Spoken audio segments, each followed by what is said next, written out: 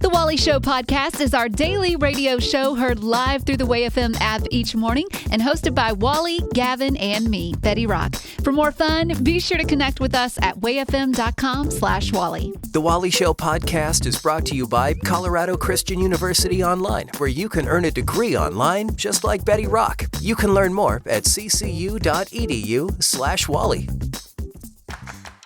So Carlos Whittaker is a big social media influencer. Hey, it's the Wally Show on Uplifting Way FM. He's also an author, a speaker, a philanthropist who did the unthinkable in his world. He took 7 weeks away from his technology to go live with monks and the Amish.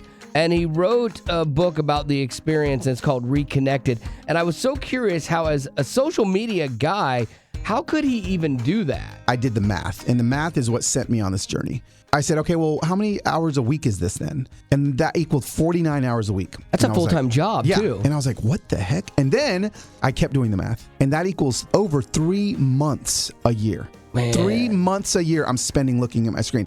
Then I kept doing the math, and this was the math that made me do it. I said, if I live to be 85 years old, how many days will I lose looking at this phone? And the math was over 11 years of my life. Wow. I will spend looking at a screen. And here, I'm 50. So, like, if you're listening to this and you're 30, double it. Mm-hmm. You could lose 20 years of your... That's not living. There was something deep within me that was like, I have to help myself, and then I have to help people. So he took 7 weeks off without looking at a screen, no iPhone, no iPad, no TV. He went cold turkey and then ratcheted up and lived with monks and Amish sheep farmers.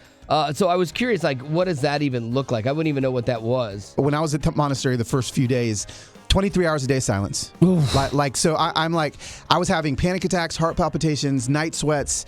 And I was coming off of the drug. I was going to say, that's almost like you're describing detox. I was detoxing. My serotonin levels were balancing out. My dopamine levels were balancing out. But what I thought was I was coming off the drug of the phone. I realized the phone isn't the drug. The phone is the needle. The needle that is delivering the drug into our system. And the drug that we're mostly addicted to is knowledge, which leads to control. Yeah. And these phones give us a false sense of control. And when I didn't have it, I was panicked. I didn't know what to do. But suddenly I started falling in love with not being in control, with wondering. Like Simon Sinek, you know who he is, right? Yeah. They have a rule about not having phones in meetings because it takes away wonder. Yes. It's nice to be able to have knowledge and you go, hey, what's the square root of something? You can look it right up. Yep. But when you have to think and wonder, it's so much better. Yes, wondering is almost extinct. And wondering is a uniquely human experience that we no longer do because Google's the wonder killer. And so I know, I'd walk out of my high desert, little cottage at the top of the monastery, and it was hot. And I'd always reach for my phone to see how hot it was. Yeah. But guess what? It was just hot. I'm just going to wonder. I didn't know if it was 97, if it was 92. And I realized, well, I guess I don't need to know.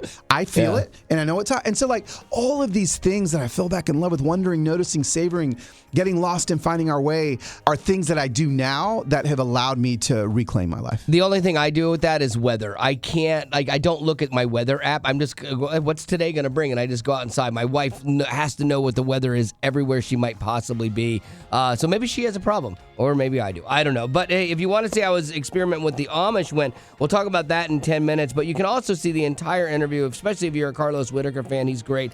Text the word Carlos to 91979 and we'll send you a link.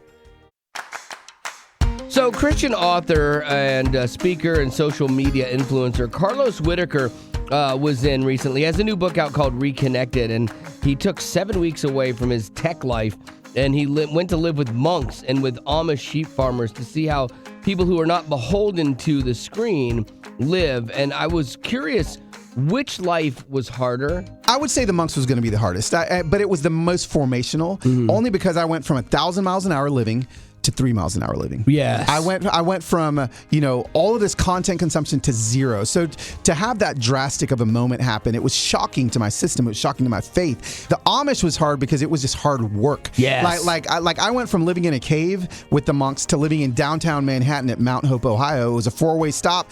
tiny little Amish community, but they go hard. Yeah. Every meal is 2 hours long. They're talking nonstop. We're out with the sheep. We're out, in the fields. And so like it was exhausting physically for me, but I learned a lot about what we've been disconnected from in community with the Amish. Yeah, that's interesting that one is personal and one is social. Yes, And exactly. now, after spending time with the monks and with the Amish farmers, did you actually, sure, you got a different perspective on technology, but did you learn any skills? Like, can you do kung fu or raise a barn? Listen, yes. One skill I've got now is I can be alone in solitude for a long period of time, right? Up until the car radio was introduced, every single time you traveled alone from point A to point B, you had solitude. We now are the first generation walking the face of this earth to no longer have the ability to have solitude. You just got the greatest gift, though, and you didn't even realize it because your wife's like, well, I'm not talking to you. Yeah. Okay. That's fine. I can live that's here. fine. Yeah, that's it. Yeah, I mean, I get it. Like, being alone, I think would be hard because only having myself to talk to, I don't know that I could have done that one. I would have liked living with the Amish and building barns. That would have been kind of dope. If you missed any of this conversation or you know someone in your life that is just consumed by their phone or their technology, maybe you want to share this with them. It's Carlos Whittaker, and if you want to get the whole interview, just text the word Carlos, C-A-R-L-O-S, Carlos, to 91979, and we'll send you a link. Uplifting Way FM, this is The Wally Show. Recently, we got to sit down with really one of my favorite people. He's just a cool guy. He's an influencer in the social media space. He's a believer, an author, a speaker, but like, I love his perspective on stuff. But he did this book called Reconnected, where he took 7 weeks away from the tech in his life, and he lived with monks and the Amish. And there was one thing to come out of this that surprised him and might surprise you as well. People say we're the most divided we've ever been. I am so grateful to be living and being able to share in a season where I can tell people, actually, we're not more divided than we've ever been. Okay, so you don't feel that. We may feel it, but what's the truth? Go to the Nashville Public Library and walk down the history aisle. Pick up any book. Right. Open it up. Well, you will learn very quickly we're not beheading each other. Like right. we're not more divided than we've ever been. Well, because the narrative is that we are, and that's what gets pushed on. Well, that's what's but here's the difference. The difference is we feel like we're more divided because we have more access to other people's thoughts than we've ever had before, which leads back to this book. When I reduced my screen time, I suddenly didn't feel as divided with my friends. I don't need to know who all my friends are voting for. I don't need to know their opinions on all of these. I don't need to. We weren't created with the capacity to consume and to know all of those things. And you wonder why people are feeling so divided. Well, it's because we're swimming in this rage ecosystem called X, Facebook, all these things on a daily basis. And I'm still on all those things, but I limit it to this. How I get my news now. I don't feel like the division feels a lot less because I subscribed to the Tennessean. Oh, do you really? Every morning, I walk out in my front yard and I pick up a newspaper and I read a newspaper that when I'm done with it, there's no more news to read. And in 20 minutes, I've deleted all the news apps off my phone. If anything else happens on planet Earth, I'll find out tomorrow morning. There's no greater need, I think, right now for us to disconnect from the chaos and reconnect with who God's created us to be. Well, there you go, man. Carlos Whittaker, the book is Reconnected. Yeah. Definitely worth checking out, and definitely follow him. How do people follow you? If they're not already doing it? Instagram @LosWit is where I'm at. You're going to get half of what you used to get from me because I'm barely on my phone anymore, but you'll still get a lot. And if people want to, again, read my books, carloswhitaker.com. I've got a documentary coming out based on this book. So lots of good stuff is coming. Well, there you go. Carlos, thanks for being on, man. Hey, thanks for being here. It's funny. He was telling me, too, that he's doing less content, but he's growing in his subscribers and stuff like that. And so if you have somebody that kind of is wrestling through being just addicted to their phone, and I know this is something I struggle with, so maybe you want to have them check out the book Reconnected or the entire interview. If you missed any of it, just text the word Carlos, C-A-R-L-O-S, to 91979, and we'll send you a link. Things you didn't know you needed to know today. It's News-ish with Betty. So it's tough staying on trend, especially the older you get, and this isn't going to make it any easier. I found a list of millennial trends that are considered not cool according to the younger generation, Gen Z. Now, I'm a millennial, and Gavin is too, but just barely. Just barely. Yeah, but I do identify it. Yeah. Yeah. So I love that Gen Zers, like even millennials, because to me they're very similar.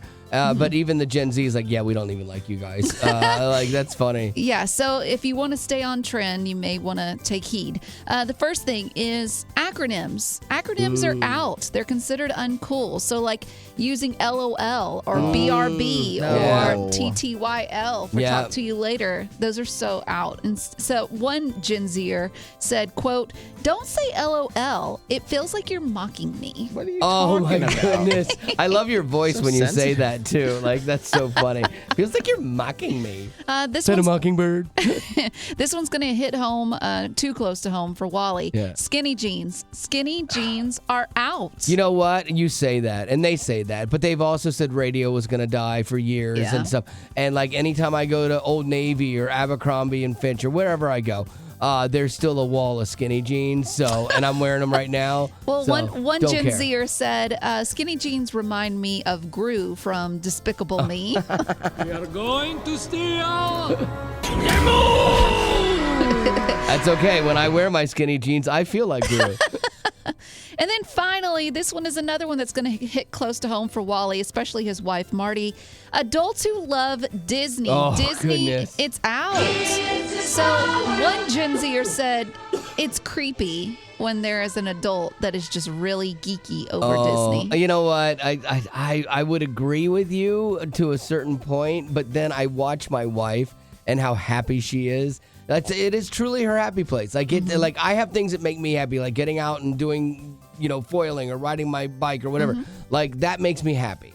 And so for her, when I see her being like just in her element and happy and getting that 19th pair of ears to wear as an adult, and trying to decide which pair of ears will Mickey like to see me in today when we do the photo line. Oh, trust me. So yesterday she was here at the station and she was showing me on Instagram a video of Mickey. He was on a float just going down the main street. And she's like, look how cute he is. I know. All I can see is a guy in a mascot costume. But Well, she just thinks she he's a sees real him as- person. How did it even come up? Did she work it into the conversation? It didn't. She just, It didn't? It just... It's just like, happened. Yeah, it's like that person that has a brand new baby. Yeah. You don't ask for the photos. Yeah. It just happens. Yeah, you're like, you try to say nothing that rhymes with Disney just on the off No, it just chance. comes up, and she's like, look how cute he is. Oh, it's so funny. It was so embarrassing for me. Like, we were in a line to meet Mickey and have our picture taken with him last time we were down there. And I looked around, and I'm in this line. I'm like, A, we don't have kids. B, we're the oldest people in this line. And it's like super and the weird. giddiest. Yeah. It's a little weird. But she was so happy, and I'm just like, you know what? That's fine. If you're happy, I'm happy. and That's Mickey's good. happy, too, because he's like, give me that money. Yeah, he actually did steal my wallet. So what is TikTok and how do you use it? So I like to share things from this TikTok preacher that I found named Kelly K, and I've shared this on the show before, but I got an email from Ruby saying, "Hey, I'd love to hear that clip you played of the preacher talking about Jesus writing in the sand when the woman was brought to them who was caught in adultery." She's like, "I don't want to play this for my daughter because she's going through some things, and I think that this is something that she needs to hear." Because I've always been fascinated by that story, and theologians debate what was Jesus writing in the sand. Because this is that famous story of, let he among you who has no sin cast the first stone, and then he writes in the sand. And so Kelly K had a take on what he thought Jesus was writing. So, what do I think he was writing in the dirt? The 10 Commandments. Do you remember in Exodus 31 when Moses was getting the 10 Commandments? Verse 18 says, when the Lord finished speaking with Moses on Mount Sinai, he gave him the 2 stone tablets, inscribed with the terms of the covenant, written by the finger of God. Oh, son, did you catch that? Remember when it said Jesus wrote in the dirt with his finger? And how were the 10 Commandments written? With the finger of God? Oh, come on. So here's the mind shift I want to show you. Why was Jesus writing the 10 Commandments in the dirt? You see, none of the men standing there accusing this woman had been able to fulfill the law 100% to completion because it is impossible to do. So Jesus was showing them, you're just as guilty as her. No matter how good you are at following the rules, you'll never be good enough. It's not about getting all the rules down and never messing up. It's about coming to Jesus when you do mess up. Oh, and this is so good because there was one man there who could have thrown as many stones as he wanted to. Jesus. Jesus had full right to stone this woman. He had never sinned. He had done what you and I could never do. But what does Jesus do? Right here, you see Jesus speak some of the most incredible words in the history of all the world. I don't condemn you either. You see, John 3:17 says, "For God did not send his son to the world to condemn the world, but that the world through him might be saved." I love that take on that. And again, like the woman, the safest place for her was actually at the feet of Jesus, where probably she didn't want to be because she thought that she was going to be condemned. And he's the one that's like, I don't condemn you. That's such a powerful message because we look at our lives and the things we've done and the things we've messed up and we think, you know what, how could God love me? Well, the beautiful thing is that's a message that you get to hear here every day is that God loves you despite what you did. There's nothing you could do to earn his salvation, but it's a free gift, you know, and that's part of the gospel. And that's one of the things we share here every day in some form, whether it's things we're talking about or the music that we play. And so what we're asking for you to do right now is if you believe in that too, and you're like, man, I needed that message in my life, or like Ruby wants it for somebody else, would you support the ministry of Way of Him early? We start our support drive on Friday, and we are working our way through a $20,000 match that somebody generously put up. $20,000 they put up to say, hey, we want to give you a head start, and we're just looking for people that will do their best monthly gift. Whatever that looks like for you, $10 a month, $20 a month, $50 a month, whatever that is, that will count towards adding $20,000 into the total. Yesterday, we were at about 38 people in. I'm not sure where we're at right now. They're looking at the thing. Did you find the link?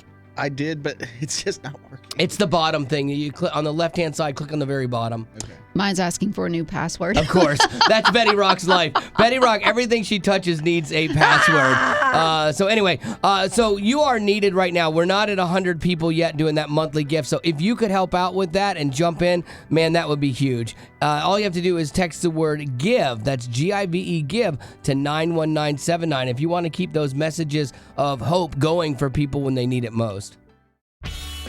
Hey, Wally, do you have a minute? Sorry, busy. I have cake. Oh, what do you need? Yeah, see, that's a perfect example of even though we are busy, we make time for what's important. Yeah, because going back to school as an adult, you're busy with work, you've got family, but if you want to make your education a priority, trust me, you can do it. Betty did. Like when I first started, I was super intimidated because it had been a while since I've been in school. But I mean, from the very first conversation, I felt like they were setting me up for success. Yeah, and going back to school with CCU's flexible online courses makes it so convenient. Yeah, and what's so cool is every class has a biblical worldview perspective. And so you think, well, how can they turn math into a biblical worldview? They find a way. Yeah, and that was one of my jobs when I was teaching at CCU, was integrating not just the facts and figures of things, but how your faith plays into what you're going to do. CCU offers Christ-centered higher education, transforming students to impact the world with grace and truth. Cultivate your mind without compromising your heart. Get started today at online.ccu.edu. Colorado Christian University is a non-profit impact partner. He'll help you make sense of today's stories Never been much for public speaking or school, really. as soon as someone explains them to him. It's News-ish with Wally. I had all but forgotten about the election last night. I had been working on a video for work, and about an hour before going to bed, I finished the video, and I'm like, oh my goodness, I need to check in on the election and see what's going on, you know, because I care about it, you know. And so I was surprised to see Trump so far ahead. But when he ran against Hillary, she was ahead when I went to bed, but then he had come back and beaten her. And so when I woke up this morning... Hillary, it's Kamala, not Hillary. No, He's talking about Hillary 16. years ago. Oh, years ago. Yeah, Okay, got it. Yeah, I'm right. And so... I'm right. Yeah. You're wrong. Anyway, and so I got sidetracked there, sorry. So I was surprised that Donald Trump actually was the projected winner when I woke up this morning, and they're talking about it like on ABC News right now, saying, yeah, they're declaring him the winner as well. And to quote Betty Rock, my flabber was gasted. He flipped key states like Georgia and Michigan, and he won Pennsylvania, which was hotly contested. They estimated that between the two parties, the two candidates, and between what they spent on the House and the Senate races in Pennsylvania alone, that they spent $1 billion between all of them. My goodness. There was a time when you didn't spend that much on the entire presidential election, but in one state, that's how key that state was. And so WayFM has chosen to not dive into the politics of the election because you can get that from other sources, and we don't want to add to the noise or the animosity. But in being kind of an oasis out of that, which is kind of nice for some, I don't want to just pretend like nothing happened. So I did find it interesting, though. There's a take on the Bible verse about God putting leaders in control. I've always questioned that verse because I didn't fully understand it. And I found a pastor who had given me a perspective on this that really helped me out. And the best part of this clip is it totally works for whether you're happy today or frustrated today by the presidential election results. There is no authority except that which God has established. The authorities that exist have been established by God. Sometimes he establishes an authority to bless a land, and sometimes he establishes an authority to break a land or to judge a land. And I don't know what the selection this week will mean, but I know he's going to equip us to live through both. So listen, we don't have to worry about who will win. Now, I didn't say don't care about who wins. I just said don't worry. I didn't say don't vote. I said don't worry. I didn't say don't pray. I said don't worry. Because Romans 13 means that we should absolutely use our free will to vote and try to preserve godliness in our land. But if Vice President Harris is elected or former President Trump is elected, we can sleep easy. We still serve the King of Kings, and he still oversees kings and queens and presidents and senators and governors and mayors. So there are people today that might hear that and think, okay, this is God's plan. Others might think, oh, this is God's judgment on the land. And it's funny how one situation can have two very different perspectives. So today, though, I think the important thing for all of us in the trenches that aren't in the political sphere, we have an effect on each other, and so I think the key today is to be a gracious winner or a good loser. I know that people are going to want to pop off on both sides, and doing so only causes a further divide. And my hope is that Trump will make good on his promise to fight for a better life for all Americans on either side, and the other side will not hinder that but help that, which would be my same exact statement had Kamala been the winner too, is that the other side would not hinder what needs to happen for the good of America as we move forward. Uplifting WayFM, this is the Wally Show, and there are going to be a lot of people waking up today that are both happy and sad in the wake of Donald Trump being declared the president of the United States for a second time. And so there's strong feelings on both sides of the aisle that are going to be circling today.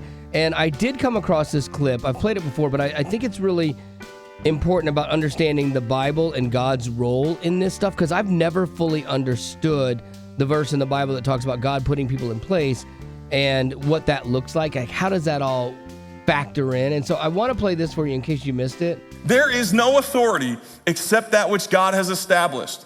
The authorities that exist have been established by God. Sometimes he establishes an authority to bless a land, and sometimes he establishes an authority to break a land or to judge a land. And I don't know what the selection this week will mean, but I know he's going to equip us to live through both. So listen, we still serve the King of Kings, and he still oversees kings and queens and presidents and senators and governors and mayors. And I think he's right. When it comes down to it, do you believe that God is really in control? I've struggled with this, honestly. Like, where does God intervene? When does he intervene? I don't know. But this verse would make you think that he is in control of all of it. Maybe I've limited him and I've put him into a box where he's not involved with everything. And this was the first time I'd heard a perspective on this that made sense to me on this verse, because I don't know. And so there are people that will look at today and go, oh yeah, this is God's judgment. And people will look at this and go, this is God's provision, and so everybody has a different take on it. And so I think that this is kind of an interesting thing that I want to talk about with this is, like, look, today's going to be weird for some people. And what I want to do is, like, what song do you think we need to make sure we have in our playlist that is something that's good, that reminds people that God is in control and everything's going to be okay, regardless of how this shook out. Oh, there's 2 songs. Like, this is easier than I thought. Look. Okay. Back to the 90s. Okay. Yeah, so that's easy. Yes, still valid today as it was in the 90s. But then, It's gonna be okay. It's gonna be okay. Tasha Layton, one of my favorites. And she's right. It's going to be okay, regardless of where you land politically. If you believe that God is in control, it's going to be okay. Now, here's what we're going to do. What song do you think we should have in our rotation that might be a good thing for people to remind them of God's sovereignty and his power? Now, I'm going to be very, very plain with you here and direct. This is not, a victory lap if you're on a Republican side, so it's not like I don't want any of that stuff. I don't want any gloating and things like that. I'm being dead serious on this. I'm curious, what do you think is a good song for healing, for unity? Because that's where we need to move forward to, not in a victory lap, kind of thing with this today. So 855-33-WAY-FM. That's 855-33-WAY-FM. What song do you think we should be playing that you really, truly believe is a healing, unifying song inside of Christian music that people need to hear today? What is a song that we should be playing that you think will help bring people together and let them know that God is in control and that it is going to be okay? Counting Blessings. Oh, by Seth Schleter. God, I'm still counting my blessings. All that you've done in my life. The more that I look in the details, the more of your goodness I'll find.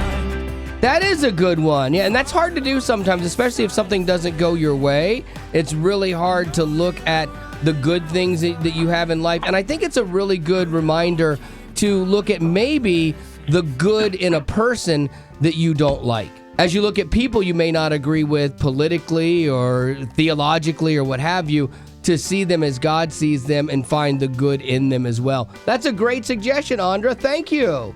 What's a good song that reminds people that God is still in control of all of this? Honestly, the first song that popped in my mind was Just Breathe. That's a good one, by Johnny Diaz. Just breathe. Just breathe.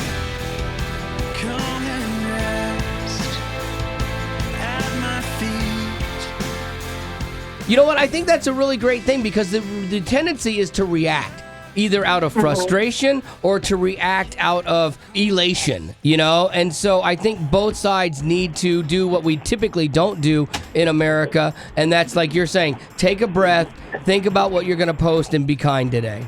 Exactly. Because it's like whoever is going in, we still want the best for our country. So I'm praying and hoping that whoever is in there is going to do America right.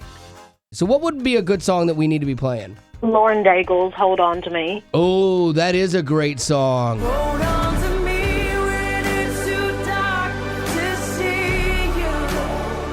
When I am sure I've reached the end. It's helped me through so many things, and I think it's going to help through this as well for lots of people.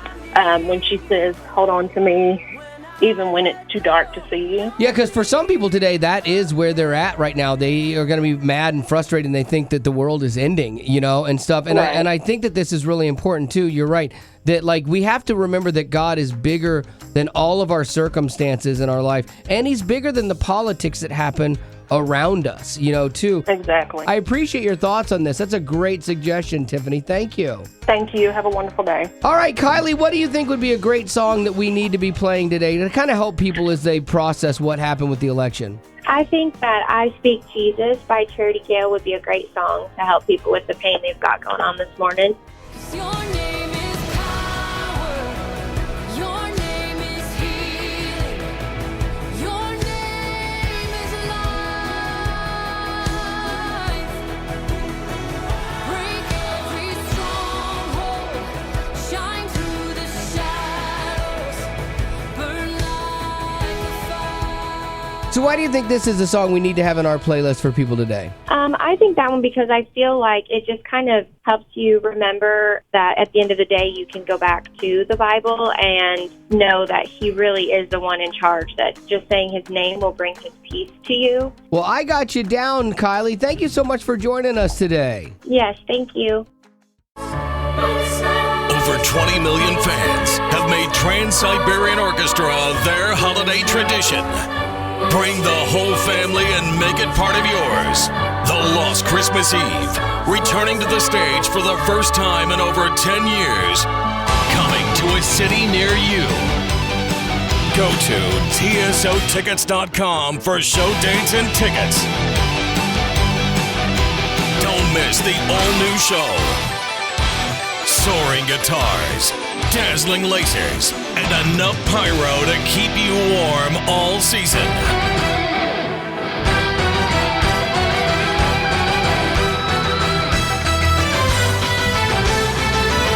Coming to a city near you.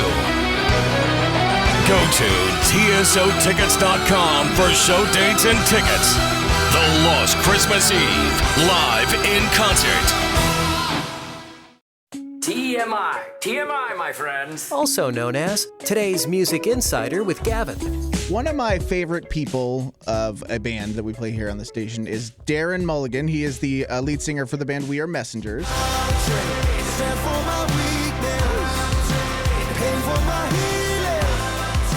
Wonderfully and brutally honest, this guy. Oh, absolutely. Unpolished. I think he's the most unpolished Christian artist we have, and I wouldn't have him any other way. No, I think we need people like him in this industry. And he's always, like you say, he's always been really good at sharing his opinion. He has an opinion, and he's good at sharing, and he's gotten really good at really involving God in all of those opinions, too, and not letting it just be Darren's voice, but God's voice. And he actually posted this video on his Instagram, or on the band's Instagram, kind of looking into America and the election that just happened. And again, he lives in Ireland, so he's not an American. He's not here for this. He's not talking about it as an American in this moment, but I like what he had to say about it. I've been praying for America, praying for all of you. I know it's tricky times and it feels like perilous times, but just want to remind you that Jesus rules forever, yesterday, today, and tomorrow. Our hope is secure, not because of the deeds of men or women, but because of the finished work of Jesus. So go easy on each other. Don't get weird in the comments. Love you guys. Cheers. That's great. That's my favorite Go part. easy on each other. Don't get weird in the comments. That is really great advice for today. Because you got a bunch of people that are bent and a bunch of people that are elated, and so you got to find that middle ground in between those two worlds. And sometimes the comments are the worst place to do that. So Exactly. you might even want to consider turning comments off today. Yeah, it's not a good day to get in an argument, but I do like having him talking about that. I like having an outsiders kind of peek in on things and the things that he's saying. I think they're very important. Yeah, there you go. That is some good advice for today for sure. Don't get weird in the comments. I'm in love, and I don't care who knows it. Uplifting Way FM. This is the Wally Show, and no girl, when she's planning her wedding and is so excited about it, is thinking about, well, probably gonna get divorced one day, But it happens. Unfortunately, it does. It's just part of it. Christians aren't immune to it. We have people that friends of mine that their marriages have dissolved, and it's heartbreaking for them because it's difficult to go through regardless, and it's tougher. I think there's an element of it when you're a believer that can be a little more tricky even. Yeah, I recently had lunch with a friend of mine, and she is currently walking through a divorce situation, sadly, and it's her and 2 kids that are involved, and she's a believer, and she wants to handle this with the best care, of course, for her children, but for herself too. And, you go to church, if you're surrounded in the Bible Belt, all those things, there is an unspoken type of judgment that comes with a divorce. You didn't try hard enough. You didn't pray hard enough. Maybe you didn't submit enough. Or maybe something's wrong with you. Yeah. And so, I think there's a lot of pressure that comes with it when you're already under a lot of pressure. Sure. Okay. So here's what I want to talk about, because I think this might be something that really helps somebody out. Yeah, I mean, people always say, God hates divorce. Yeah, but he also hates a bunch of stuff I do.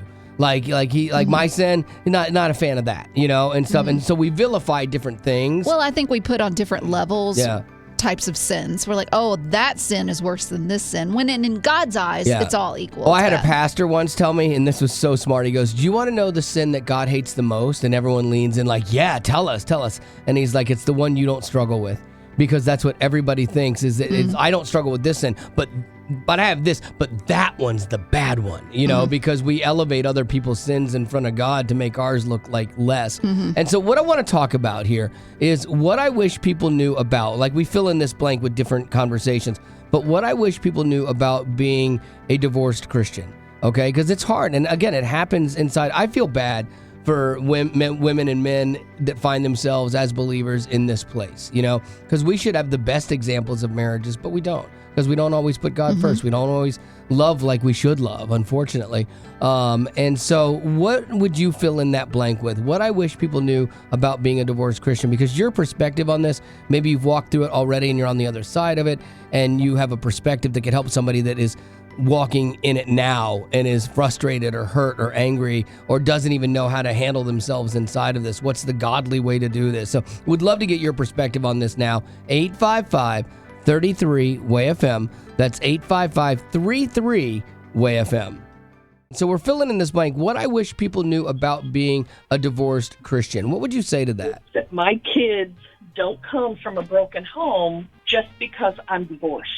The broken home was when their father and I argued, when we fought, when there was contention, and it was hateful, it was evil. That's not the way a child should grow up. There was abuse. There was all of that going on. When that ended, my home wasn't broken anymore. That's fascinating. So kind of redefining what broken is for you. It wasn't that it's a missing parent. It was not broken anymore because the anger was gone. It was actually made more whole. That's a fascinating perspective that I've actually literally never heard anybody say before. And I appreciate you sharing that. I think that might be something that helps somebody else who's maybe feeling some guilt and shame about where they're at inside of this process. It might help them get through it a little healthier. And also for the ladies in the church, I wasn't after your husband. God is not going to bring me a godly man who's already married. Betty Rock, she's been trolling churches for a while. No, I have not. No, I have not. Because the thing is I have learned through my friends is that I would much rather be single than be so desperate for a relationship that I settle for something than find myself in a bigger mess. Yeah. And then ultimately I could hurt other people in the process. That's just not even worth it for me. It took me 28 years to find my current husband, and he was from God. I know he was. So don't give up, Betty. Thank you, Desiree. But stay away from her man.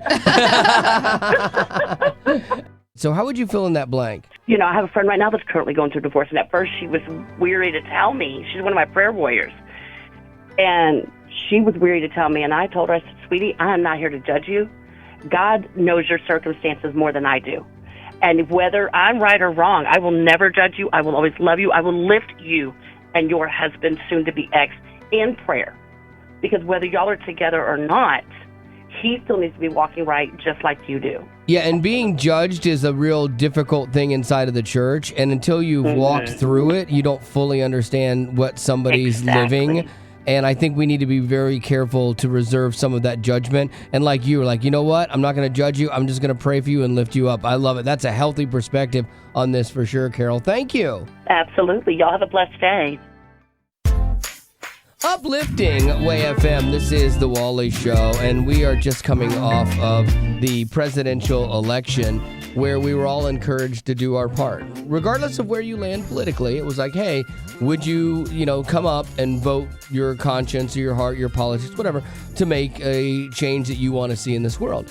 And a support drive is no different from that, in essence, because we're asking people to say yes to spreading the hope of Jesus to people that need it the most, and getting to wherever they are. And we're asking one person at a time to do this, and that's how big things happen. That's how elections are won, and that's how support drives end successfully is when a lot of people do a little. And what's really cool about this is we've had somebody step up with a $20,000 challenge to you to say, look, here's what I'm going to do. I'm going to do $20,000 but you need to get 100 people to do a monthly gift. Whatever that monthly gift is, if you get those 100 people, we'll add those $20,000 in before we even get to support drive on Friday. So here's the good news of this. We are now down to only 45 people. That's it. All We're right. 45 people. Nice. We've crossed the halfway point. Yep. This is great. Early polls show that the the victory is in sight here, but we're not done. We've got some work to do in the battleground cities of support drive here. And so, I could do that all night. I would love to be a political commentator. I am over it. I know you are. And so, yeah, but we're going to need your vote now. And you're voting for the goodness of God to be shared with people on a daily basis, the hope to be shared with people when they need it most. The laughs, too, because a lot of times we undervalue that inside of our faith sometimes. Man, sometimes there's something so cathartic and healing about just being able to laugh your way through a rough situation. And when you support this ministry, you're allowing that to happen. So now, again, down to 45 people. This ends tomorrow night, this pre-support drive challenge for $20,000. And if you want to help out, we've had a bunch of people jump in today to get us to this point, and we're only 45 people away. So you doing that best monthly gift, being one of those 45 people now needed doing your best monthly gift, whether that's $10 a month, $15, $20, $100, you name it, whatever that looks like for you, you are doing your part in adding $20,000 to the ministry that happens here every day through Your Way FM. If you text the word GIVE to 91979, that's the easiest way to get involved. That's GIVE to 91979 or by simply going to wayfm.com. You know what? This is a way to not only have your voice heard in this day and age, but to have the voice of God heard by people that need to hear it. So I love that, and I love the people that get this and choose to be more than just someone that listens, but somebody that gets actively involved and supports it. So like Betty said, give to 91979 if you want to help give Your Way FM that head start moving into support drive. This $20,000 challenge ends tomorrow night. Growing up in poverty has never been easy for children, but with the added challenges of the pandemic, conflict, and natural disasters, families around the world are facing an unprecedented food crisis. Unfortunately, those who are already hungry are now even more desperate. But by sponsoring a child through compassion, you can help provide life-sustaining essentials such as food and clean water. And with your compassionate support, that child can not only survive, but also flourish. You can find out how and choose a child to sponsor when you click on the compassion banner at wayfm.com. Attention, please. Uplifting Way FM. Celebrities are just like you and me, except for the mansions, tigers, and sequins. It's the Rock Report with Betty Rock. Well, recently we had National Stress Awareness Day, which I didn't even realize it was a thing, but it is. And what's so awesome is that on Twitter, the Sesame Street gang jumped on. They each have their own Twitter accounts? Yeah, so That's Bert and Ernie do, Cookie Monster, Elmo, they all have their own Twitter way. accounts. Yeah, and they each took turns at tweeting out something that had to do with stress awareness and their advice on how to get through it. Okay. So I can't do a great impression of Sesame Street characters, but I know who can. Who? And that's Gavin Yes. and Wally. I don't know about me. Great as a, we'll see. So the first one I want to give you is a tweet by Bert and Ernie, but we'll start with Bert. Bert said this. Bert's hard to do. If you're stressed, remember that your friends are here to comfort you. Okay. And then Ernie tweeted on top of that. We will be there to make you smile too. Love it. Nice. I like that. Okay. Then Cookie Monster, he had this to tweet. It's okay to take a break today. It's even better if it includes cookies. Amen. That hurts, actually. Yeah, I don't know. I hope that voice actor's okay. And then my favorite Sesame Street character, Elmo. Elmo had this to tweet. Elmo loves you, and Elmo will remind you every day if you need him to. Oh, Elmo, Elmo's you're the the best. That guy's amazing. So, of course, as you can imagine, kids are not on Twitter. Sure. It's the adults that are on Twitter. Yes. And all of these tweets are getting some major attention from adults. And they're like, thank you for seeing me. Thank you for validating me. Can I check in with you tomorrow? That's one you got to spend some time in the comments section and see what's actually being. sure. That's one where I think it's going to be funnier than the main post. All right, that's going to do it for your Rock Report. Thank you, Lady Rock.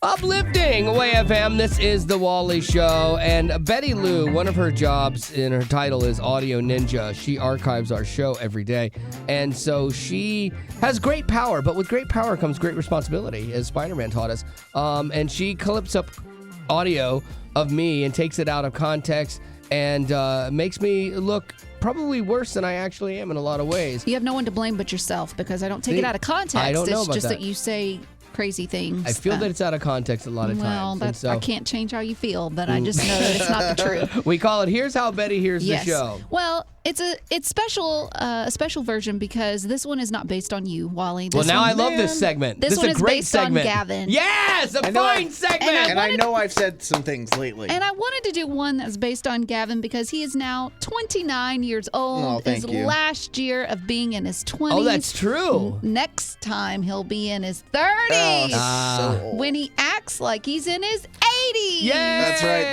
This hip sciatic thing just won't go away. Yeah. So anyways, here's a version of Here's How Betty Hears the Show, Gavin style. Never been happier. When were the Beach Boys a big band, do you think, Gavin? Were they before NSYNC? So maybe. Yeah, they were before NSYNC. I'm a queasy little breezy when it comes to some of this stuff. Brandon Lake is one of the hottest stars. He's one of the most trending. No, trending. go. Trending. There is a family that experienced a devastating loss. And Sorry. This is, wow. I feel like I've got a decent grasp on boy bands. Check. That's my new laugh I'm testing. I'm testing. I'm not going to talk tinkle. more? I don't tinkle. Sure you don't. I hope you like Yeah. Glen Powell as much as Wally and I do after this movie. Gavin, would you ever go solo camping? No, not Absolutely. A chance. I don't even like the idea of glamping. Like, just let me into nature. That's awesome. Oh, Gavin, you give us so much to talk about. Oh, yeah. It's glorious. You're welcome. Well, there you go. Now you get to hear how Betty hears the show. Uplifting Way FM, this is the Wally Show. And you know what? The Bible is clear that we do not have the mind of God and that his ways are not our ways. And there's things that we just won't know. And that plagues me sometimes inside of my faith. I'm like, I'd love to know. Mm-hmm. And he's like, it's a mystery. You're going to have to find out one day when you get up here, you know, and It's you're not what I want to hear. standing here in front of Betty, and you're like, hey, I know you got questions. Go ahead. You get one. You get one question. I'll answer any question you have. I know. Boy, do I know the first question I'm going to ask. It was a brisk fall morning, 2019. I had a half-eaten cupcake in the fridge, office fridge. It had my name on it, too, okay? So there's 2 counts. Someone took it, someone ate it, and then never fessed up to it. I want to know who was responsible for Cakegate 2019. Yeah, because to this day, it still bothers me. It's a mystery. It's not so much that my cake is gone, but the fact that you didn't fess up. Right. And I think I am 85% sure that I know who did it. That's enough to convict. 85%, that's enough to convict. I think so. I can see Betty going, can I have one more question? And he's like, all right, fine, one more. Where are they now? like, yeah, and if they're in heaven, yeah, are they up here with me? Can I veto that? All right, so I am curious, though. What is that first question you would ask Jesus? All right, now Betty's is funny. Yours can be funny, too, or things you just ponder about, like, why? Lord, I don't understand this. Or maybe it's something serious that you've been wrestling through. I'm just curious. But what would your first question be for Jesus when you meet him? 855-33-WAY-FM is the number. That's 855-33-WAY-FM. We'll take yours now. So what would your question be? Why do women have to go through menopause? It's awful. You know what? I understand that. That was the price of women's sin back in the day. Whoa. Apple, Eve, ringing any bells? Because of this, now you have pain in childbirth? What? I don't want to talk about it. I'm with you, Betty. I think that's a great first question to ask. I would love to hear his answer to it. Because the thing is that women have to do so much, whereas men just seem to just get by and just be fine, just float through like a breeze. Exactly. I don't know about get by, get fine, and float through the breeze because we have to deal with you. So that's my question. That is my question. Betty, I'll let you handle that. No, I've been handling it for 17 years. God bless you. Uplifting Way FM, this is The Wally Show. And when we're having conversations on the air, Betty Rock, a lot of times we'll post these also on our Facebook for people that can't get through during the show. And we kind of were on this conversation about your first question for Jesus, and Betty would want to know who ate her cake out of the fridge. Understandable. Nothing wrong with that question at all, because it has plagued you for years. But then in posting this, you found some other people that had like some pretty heavy ones too, right? Yeah, for example, I got one from Jenny, and Jenny said, my question to God, first question would be, why did my son die so early at 33? Man, that is a tough one. Yeah, that's one that we don't have an answer for here, honestly, like a really good answer, you know? Well, we can try. We could say, well, God needed another angel, or he was better up there than he was down here. And that's us trying to grasp and take back control. And sometimes we're just hurting the people that are already hurting to begin with. And justifying something. I think this is where it gets really iffy on God giving and taking away that verse. You know, because you look at that in context of Job, and Job lost everything, you know, but Job still chose to remain faithful to God and believe in his goodness. I think that's why that story is in there, because God knew there was going to be a lot of bad in the world. There's a lot of evil in the world. No one is exempt from loss and pain and death. Every one of us. That's one thing. Wherever you stand politically, wherever you stand theologically, any of that, you are all going to have a common experience. We are all going to have a common experience of death, you know? And so it's hard to justify, especially when it's your child. And I would never tell anybody something like, you know, some of those platitudes that you think was going to make them feel better. But I did have one perspective on this that just kind of hit me during a sermon one day when we were talking about the Lord gives and takes away. Because we always jump to the bad scenario like this. Okay, my son passed away. God, why did you take my son? We ask that question all the time. Why did you take somebody? Because the Bible says you give and you take away. And we always jump to that worst case scenario of that. And I had this thought in there that maybe there's another connotation to that verse that we haven't really thought about before. And it's like God does give and take away. God does give peace and take away pain.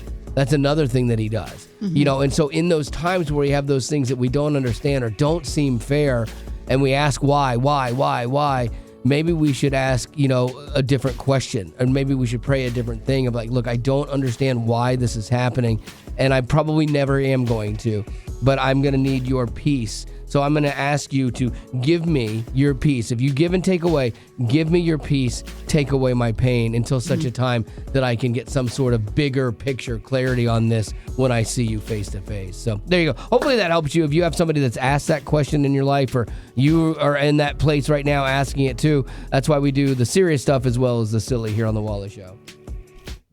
Well, that's the end, but it doesn't have to be. Check out our Aftercast. It's new stuff you didn't hear in the podcast. Be sure to rate us on iTunes, as well as connect with us on social media. Just search Wally Show. And if you'd like to join our Facebook group made exclusively for you potties, the link is in the description of this podcast. Thanks to Colorado Christian University Online for supporting what we do.